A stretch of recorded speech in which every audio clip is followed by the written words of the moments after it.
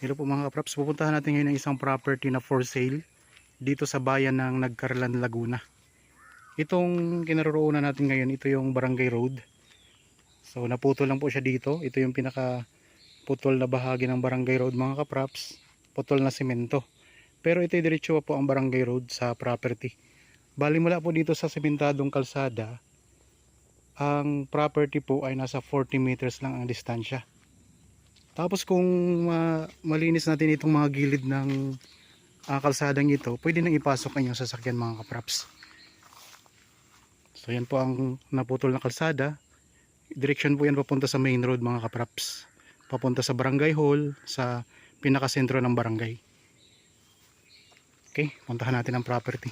So nabanggit ko kanina, ang distansya po mula doon sa simentadong kalsada ay nasa 40 meters lamang po.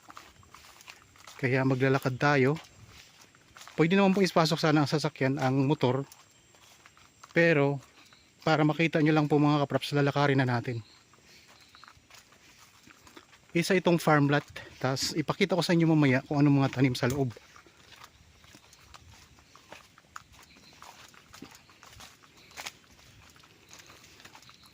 Ulitin ko lang mga kapraps, ito dinadaanan natin ngayon, ito ay barangay road na rin po.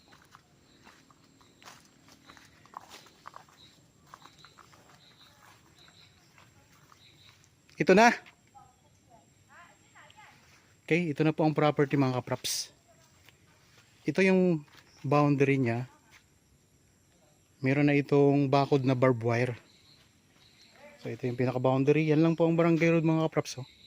Tabing-tabi lang ng barangay road itong property.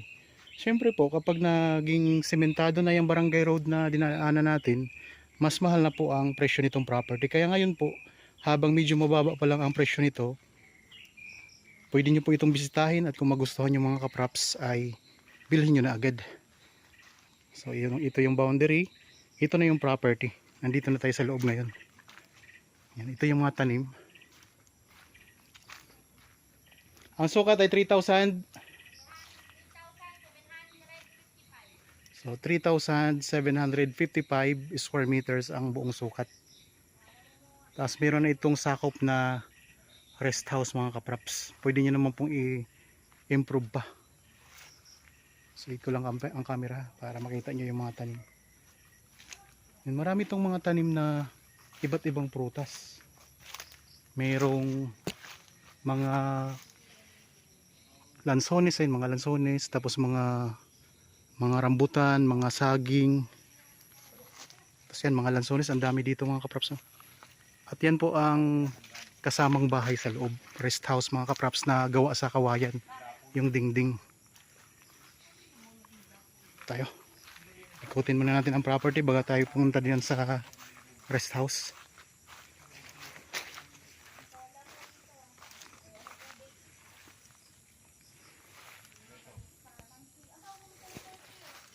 Meron ng source ng tubig, meron ng source ng ilaw, may solar dito mga kapraps.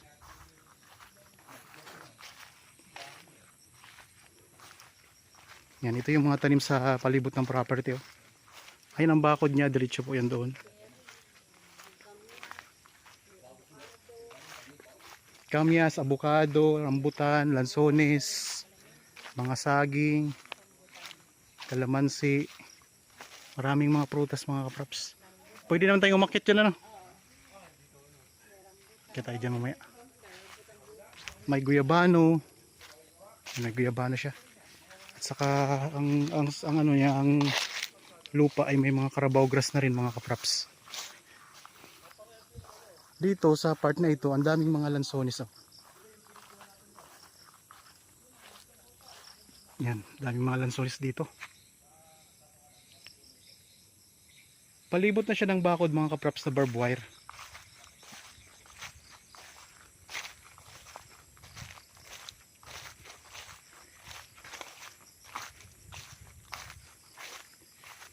Tapos mayroon kayong mga katabing property din na mga lansonisan din. Oh. Katabing property ninyo. Farm din mga kapraps. Tapos dito sa gilid mayroon kayong mga tanim na kawayan. Ayan. Pwede nyo gamitin kung sakaling gusto nyo magpagawa ng kubo. Ayan, pwede kayong kumuha dyan. Pumuto lang po kayo kasi sakop naman po yan ang inyong property mga katraps. Puntahan natin ang pinakadulo.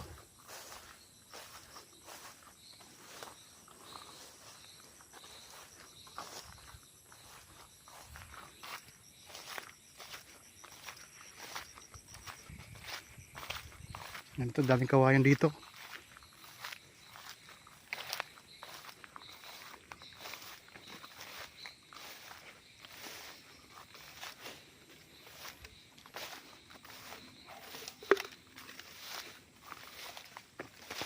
Dito sa pinakadulo ng property, meron ditong parang maliit na creek mga katraps.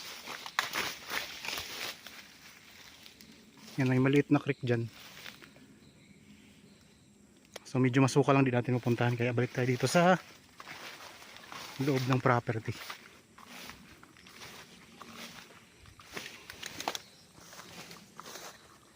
Yan ang boundary niya. Ayun, bakod dyan na barbed wire. Daming lansones.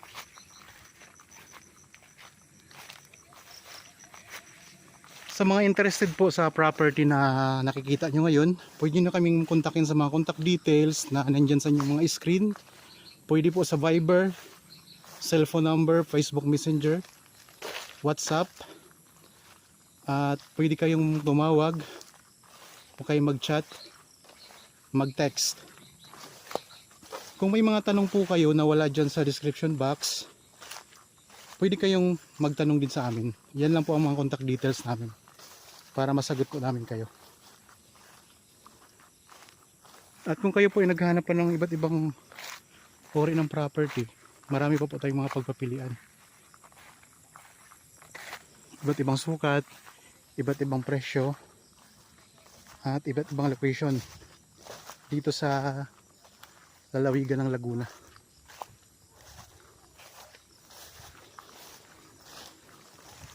Ito tayo doon sa may bandang likuran.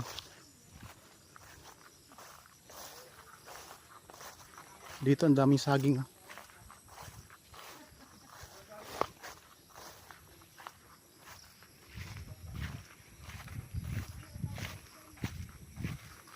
Ito mga rambutan.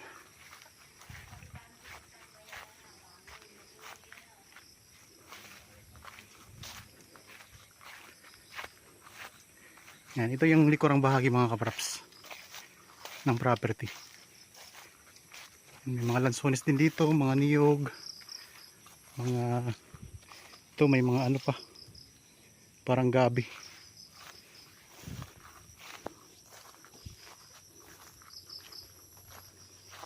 Ito yung pinakalikod ang bahagi ng rest house. Yan. Mayroon na rin yung CR mga kapraps. Ayan ang CR nila.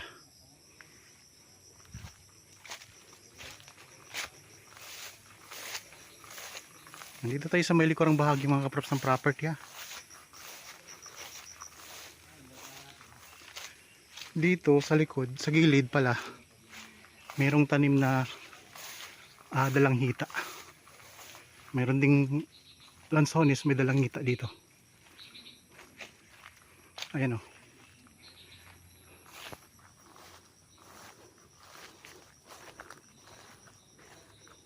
Yung mga lansones, maraming lansones mga kapraps. Tapos mga saging, maraming saging din. Nabanggit ko naman kanina, palibot na ito ng bakod eh, no? May bakod na yan palibot. Puro barbed wire po ang bakod nito mga kapraps. Tara.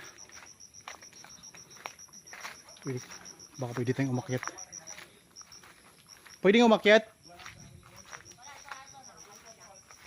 Ay, nakapadlock.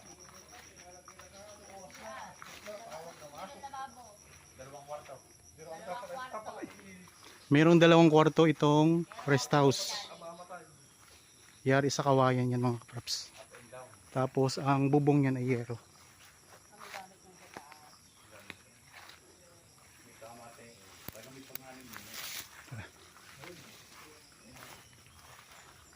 Yan, meron pa kayong lamesa dito na kawayan. Yan. Tapos ito yung CR. Meron dito kayong lababo, dirty kitchen, tas may solar na, solar light. Ito, kanyang lutuan ng ano. May solar light. Lutuan ng kahoy. Yan, lutuan ng kahoy.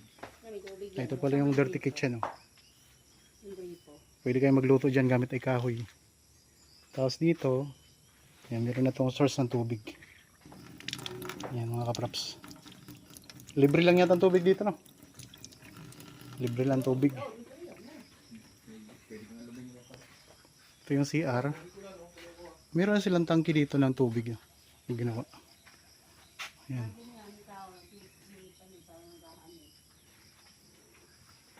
So nakalak yata. Okay, nakalak po yung ano, CR natin makita. Tapos sa taas po, so nakalak din po mga kapraps, di tayo makapunta sa taas, di tayo makaakyat, wala kasi tayong susi. Ayan.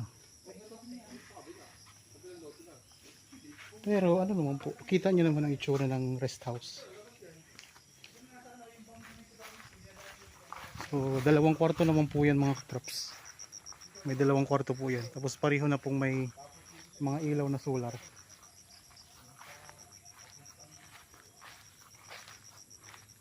Kaya sa mga interested po dyan, ito ay small cut lang na farm. 3,755 square meters lang po. Kaya hindi siya ganun kalaki. Kulang-kulang kalahating hektarya po siya. Napakaraming mga tanim oh. Ayan. Daming mga lansones. Iba't ibang prutas. Ikot ko lang ang camera mga kapraps ha. Malamig ang simoy ng hangin. Maganda ang klima, maaliwalas. Sa harap ng rest house meron kayong tanim na avocado. Yan. Puno ng avocado ito, mababa lang yan mga kapraps.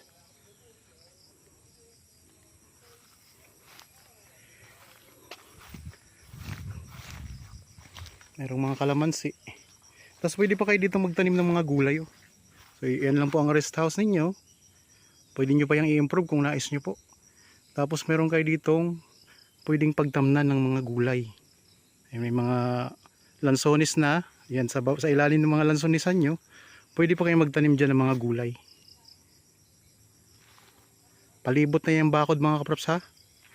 So mula po doon lang sa may maliit na creek ang hindi pa bakod. So pero mayroon siyang nakaharang din na kawayan doon mga kapraps. Pero dito po itong nakikita ninyo, palibot na po yun ng bakod. Barbed wire na po yan. 40 meters lang po ang distansya nito sa sementadong kalsada. Pwede na pong ipasok inyong sasakyan dito sa loob mga kapraps.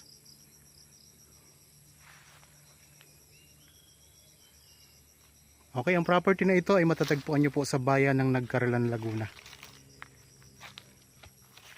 Ang presyo ay makikita nyo sa description box at sa title nitong video.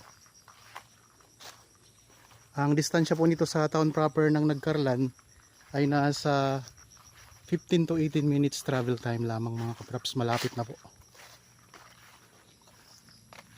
Kung mabilis kayo magpatakbo, depende sa takbo ninyo. Kung mabilis magpatakbo, baka kayang kuhanin ng 10 minuto lang. Bayan ng Nagcarlan. Pero kung matraffic, siyempre, allowance po yun. 15 to 18 minutes travel time. Tapos malapit lang din po ito sa bayan ng Santa Cruz. Kaya malapit lang kayo sa kapital ng lalawigan ng Laguna. Malapit lang din po sa pila. Yan po ang Barangay Road mga kapraps.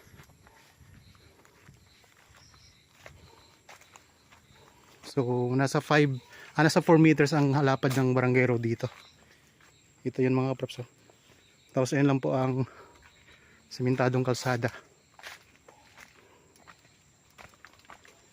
Lakarin natin.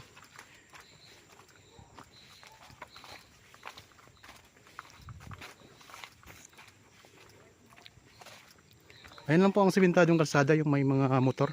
Andiyan ang mga motor namin na kasama na sinasakyan namin.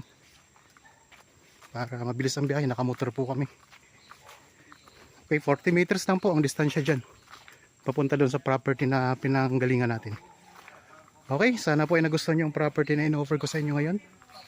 Para po sa mga bago pa lang sa aking channel at napadaan lang po dito sa aking channel, huwag niyo pong kalimutang mag-subscribe at pindutin na rin po ang notification bell para maging updated kayo sa mga bagong property na i-offer namin. Maraming salamat po. Lagi tayong mag-iingat at God bless po sa ating lahat mga kapraps.